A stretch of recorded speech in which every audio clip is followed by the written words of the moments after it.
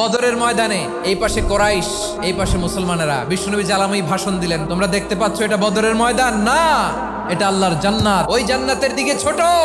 বিশ্বনবীর কথা শোনা মাত্র সাইয়েদনা উমাইর ইবনুল হুমাম বললেন বাখ বাখ, মানে চমৎকার। বিশ্বনবী বললেন মা ইয়াহমিলুকা আলা কওলিকা বাখ বাখ ইয়া উমাইর, আমার এই কথা শুনে তুমি কেন বললা বাখ বাখ? ইয়া রাসূলুল্লাহ, আপনার এই কথা শুনে আমি বড্ড খুশি হয়েছি, আর আমি প্রত্যাশা করছি আমি যদি ওই জান্নাতের মালিক হতে পারি তাহলে কতই না ভালো হতো। সুবহানাল্লাহ বলেন। বিশ্বনবী বললেন উমাইর আনতা মিন আহলিহা, তুমি ওই জান্নাতের অধিবাসী, তুমি জান্নাতি। উমাইর চিন্তা করলেন আমি জান্নাতি, নবীর মুখ দিয়ে যখন বেরোইছে ওই জান্নাতে তো আমার ঢুকতেই হবে, কিন্তু হাতে 3টা খেজুর খেয়ে যদি জিহাদের ময়দানে যায় তাহলে জান্নাতে যেতে তো দেরি হয়ে যাবে।